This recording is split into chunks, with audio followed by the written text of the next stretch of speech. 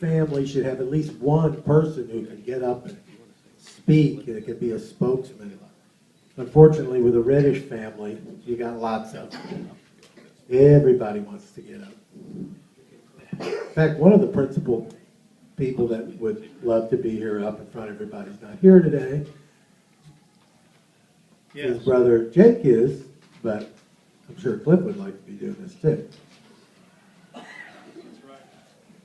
In fact, the Riddish boys, as they're known, the Riddish boys, if you don't know about them, they were pretty much the hit of the cruise to, where was that? Greg and Mark? Scandinavia.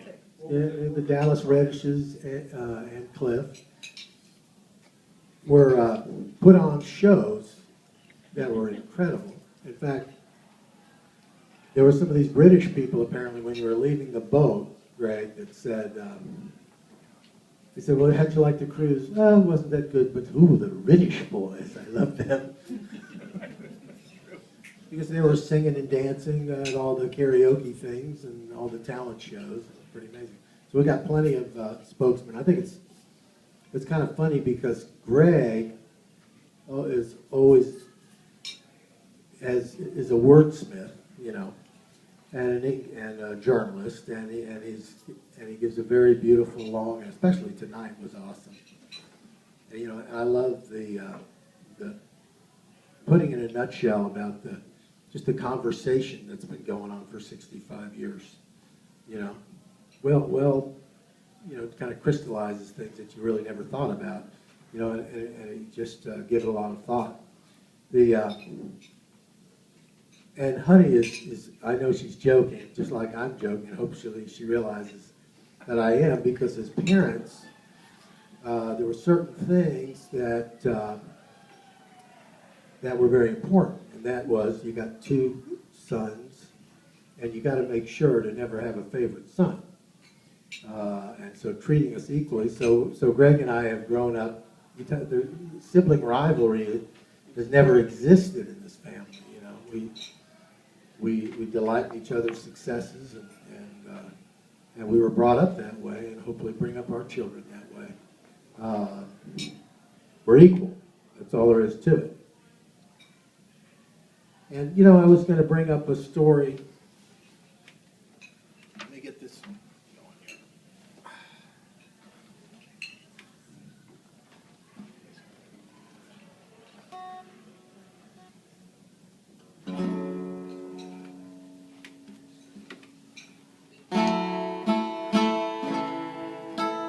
I was going to bring up a story that we used to do interviews. We had a reel-to-reel tape. This was the latest technology back in the late 50s, early 60s. Reel-to-reel tape recorders where you could actually tape your voice and play it back. So the old ham bone, Papa, would get his two little kids around and have interviews. And we'd talk about the Chicago Bears and, you know, our favorite players. And he'd ask us all kinds of questions like we're on Larry King. I keep thinking of Larry King for some reason, Bob. I don't know why. And then there'd be songs. You know, there'd be songs I'd get on the accordion and play Santa Lucia, and Greg would, and then Greg and Papa would sing and harmonize, and then I would get in there, and they'd all laugh and make fun of me. Because I would sing and they'd play it back, and every time they'd play it back, I was completely off key. So I've devoted the rest of my life, unsuccessfully, to look. They're looking at me like It's a they think I'm psychology serious about session. this. Explaining yourself to us. How much Devoted the longer rest is of this my going to trying to make up for that and feeling, you know, it's like one of those motivating things. I'll show them, like Michael Jordan not making the team the first year around or something. But anyway, I always was off key. I realized that. I still am, so, you know, I'll do the best I can. But the other thing that we talked about as far as raising kids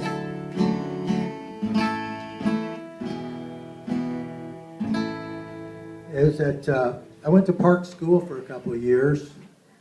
And at Park School, you could play on the basketball team and the football team and the baseball team. And because there's only 20 kids in every class. And there was an incident one time that where I did the horrible offense of I had a cold and I was sick apparently, and I was instructed not to go to basketball practice because I had a cold. Well, as it turns out, I went to school. I felt perfectly fine. Obviously, my cold was over. I went to basketball practice. And they found out, and as my punishment, I was not allowed to play in the next game against Orchard.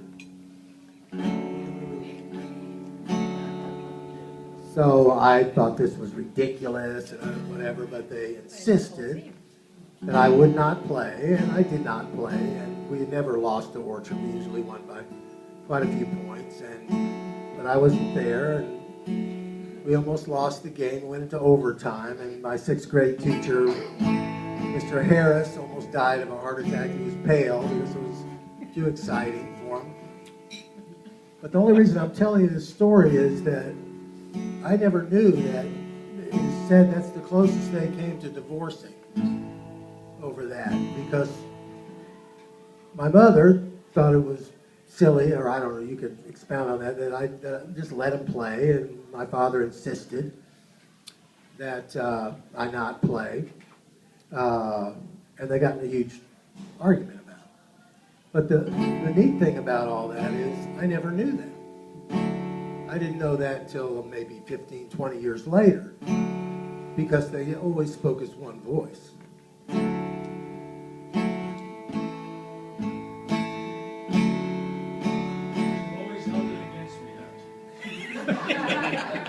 And so did Mr. Harrison. In fact, research has shown that exercise happens to be good for a cold. So that research was not out at that time, though, I understand. So, yeah, I guess...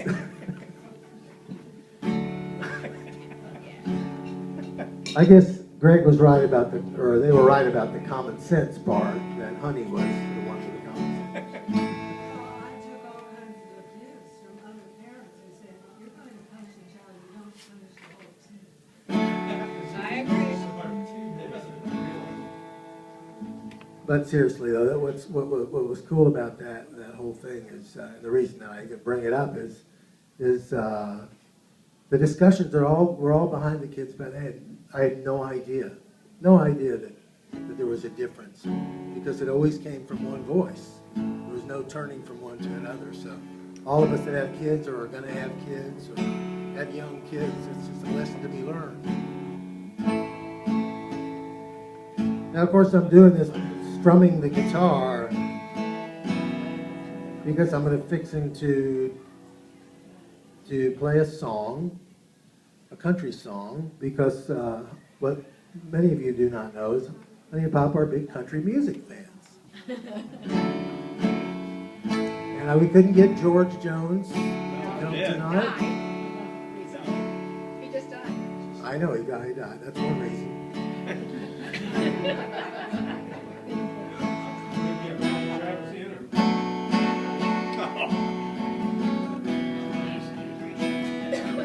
And I would really love to get Garth Brooks to do this, but I'm all you got, because we didn't have time to have Greg learn this.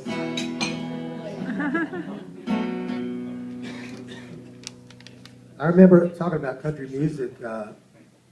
Our parents, they went out every Friday and Saturday night. Every Friday and Saturday night. And I just remember sitting there, finishing dinner, and Papa sitting with us before he had to go out, or before he went out, I should say, he had to go out, watching Hee Haw all the time. Just loved that show.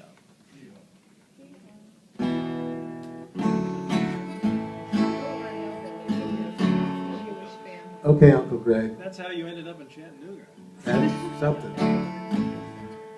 Okay, Uncle Greg, we need you up here for moral support and for harmony vocals.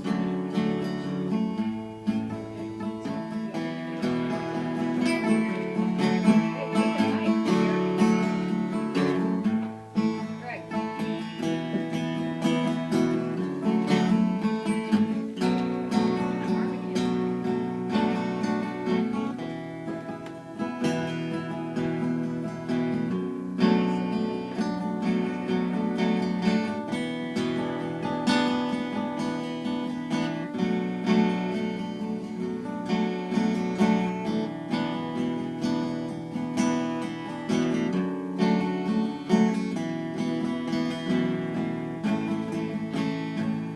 Well, the year was 1948 when we said our vows and we cut the cake. And we took the first steps as man and wife. Wonder if you thought that it would be for life. And we headed to the country in that Oldsmobile for a trip that's lasted for 65 years. And oh, that's all we can do. We can hope that our lives together will never be through. And dream of our place in the sun, where we can shine on the seeds we planted, see what they've done. Oh, well, we came to our 10th anniversary with 2 little boys bouncing on our knees in our own little house on a shady lane with a boxer dog and a weather vane. Well, life was simple and life was good, growing up together in the neighborhood. The kids grew up and they made us proud. Their hair was long, man, their music was loud, and ho, that's all we can do. We can hope that our lives together will never be through, and dream of our place in the sun, where we can shine on the seeds we planted, see what they've done. And on every Friday and Saturday night, we got all gussied up and we stepped out in the lights. A tall, handsome surgeon and his beautiful wife made lots of friends that were friends for life. And we saw the world, did it side by side, from Europe to China. Yes, it was quite a ride. From Mexico to Jericho, yes, we had a ball. We even paid a visit to the Taj Mahal. By the 50th year, we're still going strong. 5 grandchildren who can do no wrong. And we traveled to Texas, to Tennessee, 'cause we're honey and papa to our family. And oh, that's all we can do. We can hope that our lives together will never be through, and dream of our place in the sun, where we can shine on the seeds we planted, see what they've done. Yes, we're still together after 65 years, shared a lot of laughs and we shed a lot of tears, tried our best to always be fair and to always tell the truth and to be aware that the finest thing in life is the everlasting love that we have for each other and the Lord above. As we sit here together on this wonderful day, we can't imagine living life any other way, and hope that's all we can do. We can hope that our lives together will never be through, and dream of our place in the sun, so we can shine on the seeds we planted, see what they've done, and hope and dream and hope.